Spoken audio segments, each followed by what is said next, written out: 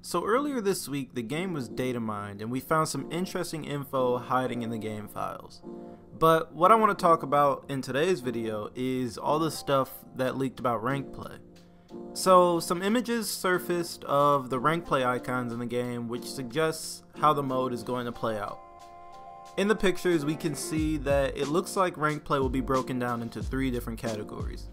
Kill-based game modes, which is probably skirmish and elimination. We've got duel game modes, which would probably be brawls and 1v1s. And there is objective game modes, which is Dominion. Now in each game mode, the rankings are broken down into 6 parts, ranging from bronze all the way up to master.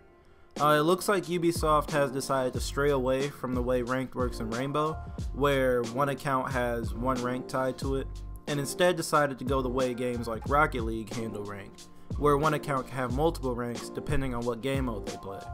So for example, I could be a gold in objective and a diamond in duels, which I personally kinda like this. Now with the leaks comes the question, is the game really ready for rank play yet? Now again, I know that I may be putting myself out there to receive a little hate and people telling me to get good, but trust me, I've heard this plenty of times before. So first I want to say that ranked would be great for this game, and I do feel it should be added, but it would be far from perfect. If you've been on Reddit recently or stay up to date with news surrounding the game, you may have seen a video by True Talent where he faces a top tier warden who's abusing all of his tools and bugs to win the fight. And in the video we can see why Warden's Vortex is often complained about.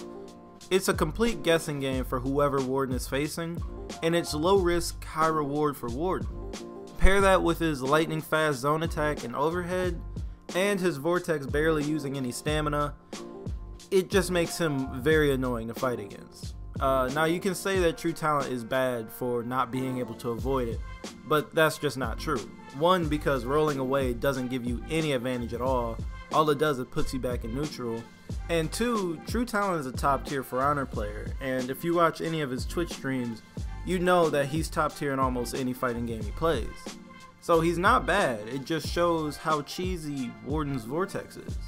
Now Ubisoft did say they were going to work on Warden, so hopefully in the next patch we'll see something done about him.